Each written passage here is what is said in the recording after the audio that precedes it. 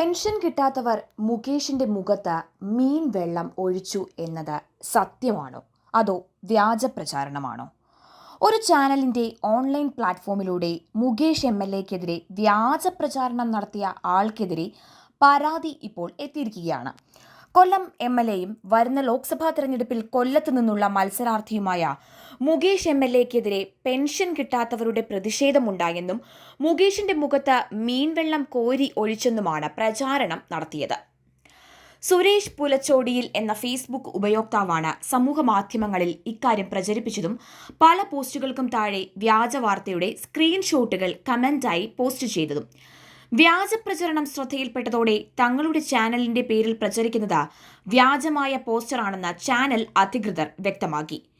ഇതോടെയാണ് കേസ് വന്നത്. കൊല്ലം cyber police സ്റ്റേഷനിൽ MLA പരാതി നൽകി.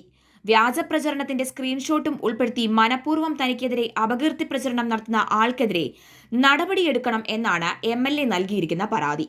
ഇയാൾക്കെതിരെ ഉടൻ നടപടിയെടുക്കും എന്നാണ് കിട്ടുന്ന സൂചന. കൊല്ലത്ത് അതിശക്തമായ പ്രചരണമാണ് ഇപ്പോൾ നടന്നുകൊണ്ടിരിക്കുന്നത്. സിറ്റിംഗ് MP-യായ NK പ്രേമചന്ദ്രനാണ് മുകേഷിന്റെ എതിരാളി.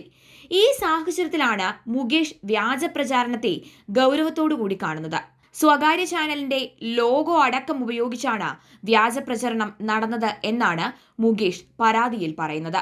News desk vision news.